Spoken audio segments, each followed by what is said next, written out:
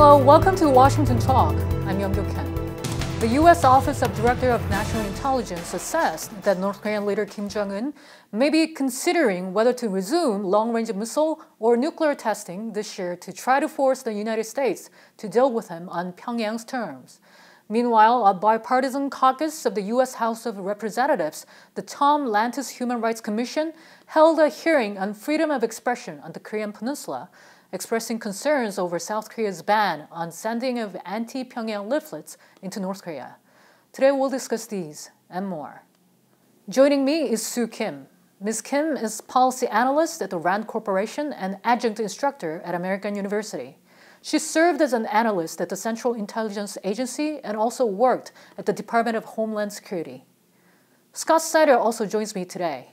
Mr. Snyder is director of the program on U.S.-Korea policy at the Council on Foreign Relations. He's authored numerous books on the Korean Peninsula, with the latest being South Korea at the Crossroads. Welcome to the program. Thank you, Young. The report from the Office of Director of National Intelligence said North Korea may resume nuclear and Icbm testing this year. Ms. Kim, do you actually see there is the possibility?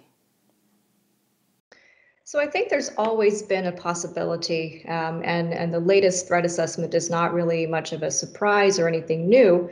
We've seen indications. We've also seen in the recent couple years that North Korea had imposed a moratorium on ICBM testing as well as nuclear testing. But the regime recently came out and said that this moratorium was going to be pretty much jettisoned. We've also seen, of course, the constant references to North Korea not wanting to really come to talks or to negotiate with the United States unless the United States gets rid of its hostile policy. So there's always been pretext and there's always been a justification. So what we're seeing in the latest assessment is not really anything that is completely shocking to us. Mm-hmm. Mr. Snyder, as Ms. Kim said, this isn't something new, is it? No, I agree with what Sue had to say. It really anticipates provocation and it kind of downplays the possibility of negotiations. And so that's very interesting, especially as we think about how this assessment might frame the outcome of the North Korea policy review. Mm-hmm. Still, the same report noted North Korea has left the door open for denuclearization talks.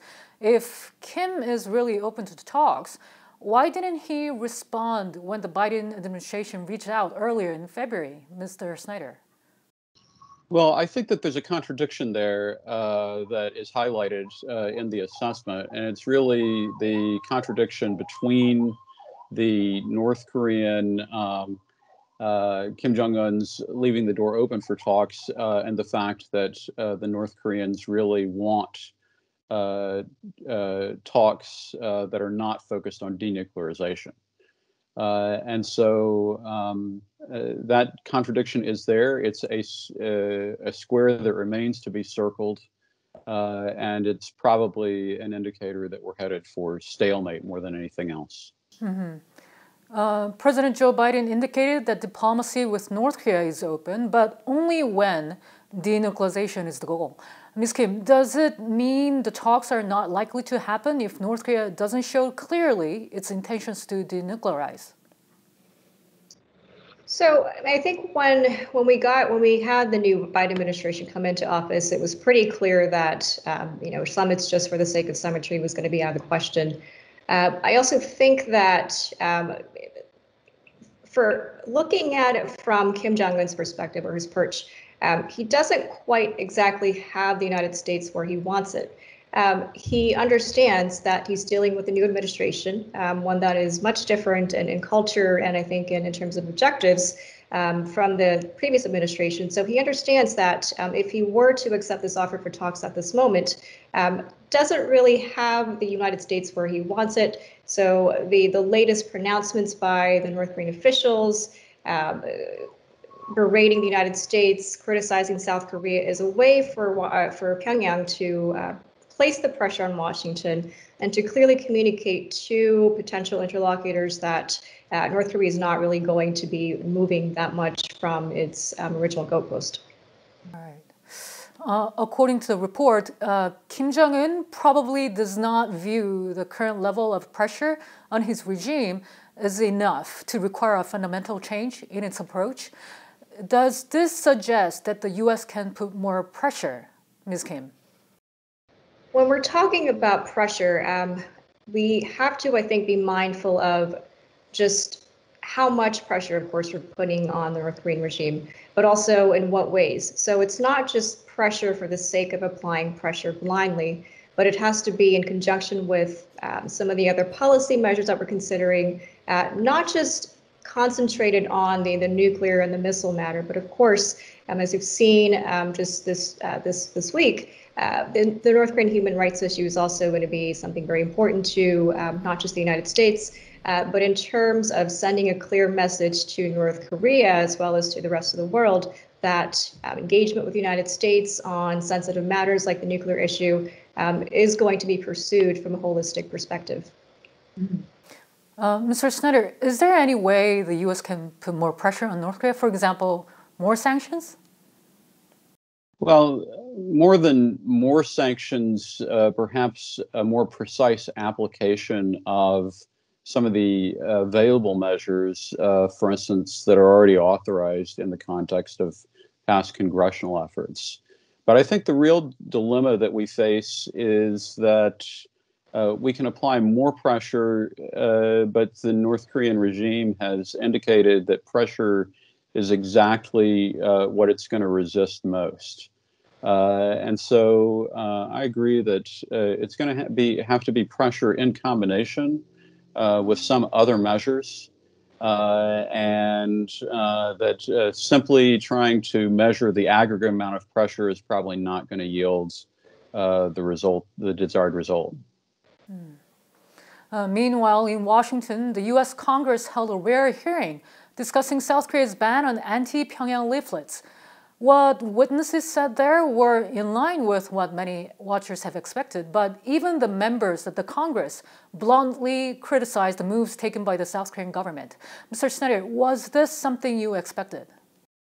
Yeah, it's not surprising that the U.S. Congress would have a bipartisan view towards a restriction on freedom of speech in South Korea.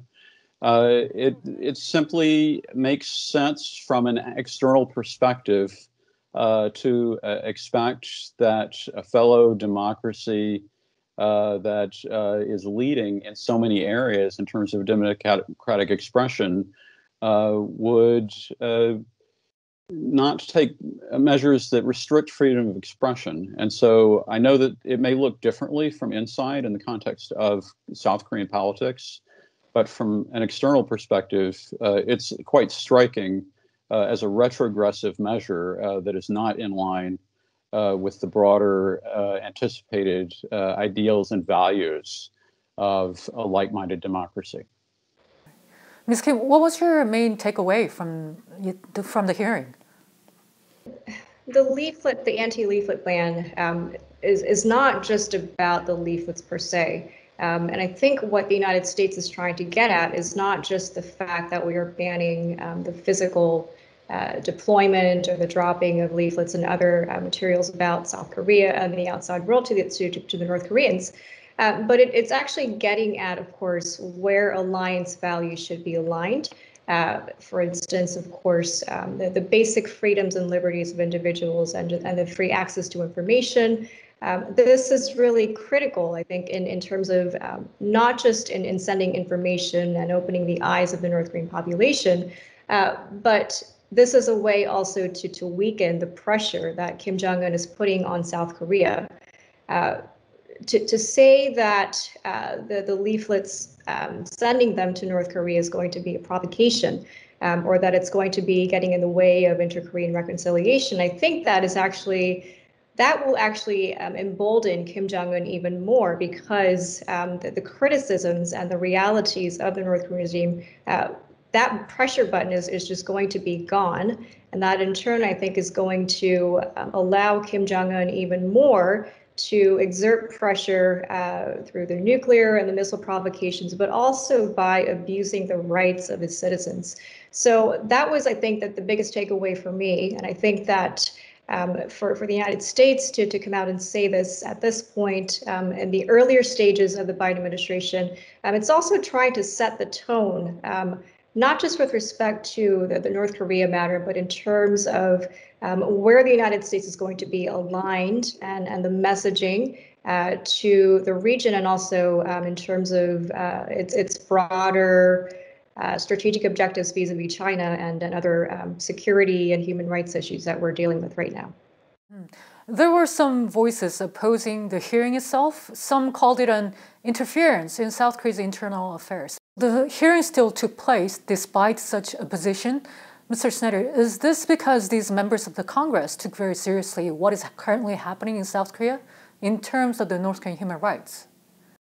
Yeah, I think it's very clear that they're taking it seriously, but I think that there's also some perplexity with regards to this particular law, precisely because historically for the U.S. Congress, in the battle between democracy and authoritarianism, information warfare has been a key component. And that means being able to actively try to provide information to individuals in regimes that exercise a monopoly of information. And so I think that what was really perplexing for congressmen is the idea that in democratic South Korea, there would be a desire to possibly protect the North Korean regime from that information, and even a sense of obeisance to North Korean desires, because information warfare has been going on. It's going to continue, but the idea that an outside group would accept the diktat of the authoritarian that is trying to control information flow internally, I think it was just baffling for the congressman. During the hearings, some congressmen urged that South Korea's National Assembly fix a law banning anti-North Korean leaflets, and the U.S. State Department told VOA that South Korea is a democracy with an independent and strong judiciary and has tools in place to allow for review of the law. Mr. Snyder, what do you make of this? I think the congressman and maybe even some people in the State Department believe that the law is a misstep, and they're essentially suggesting a face-saving way out for the South Korean government, either through a direct legal redress or through a judicial review. Ms. Kim, how do you see this? Are both the U.S. legislative and executive branches expecting the South Korean government to act on this? It's a way for the United States to gently nudge or perhaps more directly to sort of try to pressure the South Korean government and to remind the South Korean government that it's a liberal democracy and that as an ally, it also has not just the prerogative, but also the responsibility to safeguard these rights and liberties, not just for its citizens, but in view of the broader context of inter-Korean reconciliation and ultimate reunification, the basic necessities to laying the pathway for unification under a democracy, this is a prerequisite. So there was a message not just to the North Koreans, but I think also to the South Korean government. Going forward, do you think this issue might affect the U.S.-South Korea alliance, Ms. Kim? Hopefully, this is not going to deter the two sides from, working on and cooperating on other issues that are important to them. For instance, of course, the China issue is going to figure importantly for the United States, but also for South Korea. If South Korea is also intent on supporting the United States' efforts in the region, considering joining the Quad, and also considering how its new Southern policy is actually going to be melding and integrating with the United States' efforts in the region as well. So hopefully what this is going to do is to not create further divisions between the two countries, but actually to reorient Seoul and Washington back together so that they're actually back on the path that they were prior to, I would say, the past few years. What about you, Mr. Snyder? Will this have any negative impact on the alliance? Well, yeah, it has a negative impact to the extent that it is another issue of difference that has to be managed. But I think we also have to look at it more deeply than that, because the Biden administration, as Sue has suggested, is really trying to draw a sharp line between democracy and authoritarianism.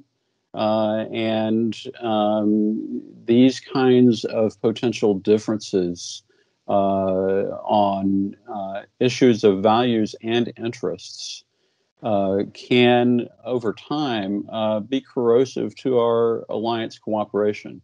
And so I don't think that this particular issue represents an immediate threat to the alliance, but I think that over time it will serve to weaken the basis for the alliance, and in fact, it might even bring some to conclude that South Korea is kind of a weak link as we think about broader building of alliance values-based coalitions in the context of the broader environment. President Biden just had his first face-to-face summit with Japanese Prime Minister Yoshihide Suga, and President Biden will meet South Korean President Moon Jae-in for the first time next month in Washington, D.C. Mr. Snyder, what are the topics that need to be discussed most urgently? I think that what we saw from the successive 2+2 meetings and the first cabinet level interaction of the Biden administration with the governments of Japan and South Korea is that the agendas for both countries are very much parallel. And so we're getting a kind of preview of the main issues for discussion between Biden and Moon in the readouts from the Biden-Suga meetings. And essentially what that means is that there's going to be a broad focus on more effective coordination in order to meet a variety of challenges related to China, alongside the needs to coordinate policy on the objective of denuclearization of North Korea. And I might just add on that there's been some controversy about denuclearization of North Korea versus denuclearization of the Korean Peninsula. And I would say that as long as we're not negotiating with North Korea, then denuclearization of North Korea is definitely the appropriate phrase. Denuclearization of the Korean Peninsula has been used in the context of negotiated outcomes with North Korea. But I would say that as long as there are no negotiations, then denuclearization of North Korea really puts the right point on what our objectives are. Interesting point. Ms. Kim, what's your thought on this, about the term denuclearization of the Korean Peninsula versus denuclearization of North Korea? I think we absolutely should place importance on the terminology. I know that there's been some debate about what the semantics are behind it and whether or not we're putting too much emphasis on just wording, but we have to understand that when dealing with North Korea, you have to ensure that you're not leaving any gaps or vulnerabilities where the regime or its negotiators are going to be coming back and saying, well, this is not how things were delineated or how things were defined. The terminology of the denuclearization of the Korean Peninsula, that's actually, of course, as we know, it's not just focused on the threat in North Korea, but of course eliminating potential security threats from the perspective of the regime in South Korea as well. Imagine what that means for the United States-South Korea alliance, the posturing of U.S. troops on the peninsula and perhaps even in Japan. So this has broader implications beyond just the nuclear issue.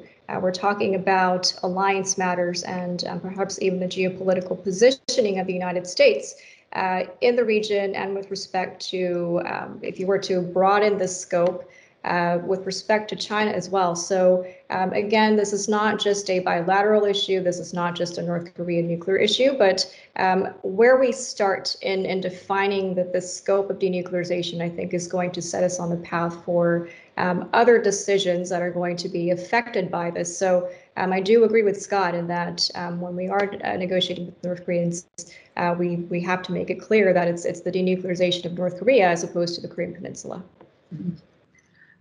Well, both the United States government and legislature spoke out in unison, raising concerns over South Korea's ban on anti-North Korean leaflets.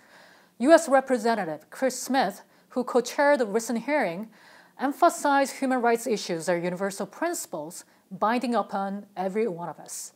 We'll have to watch how the two allies, U.S. and South Korea, will iron out their differences in this issue. Ms. Kim and Mr. Snyder, thank you so much for being with us today. Thank you. And that does it for this week's Washington Talk from Voice of America. Please join us again next week for more analysis.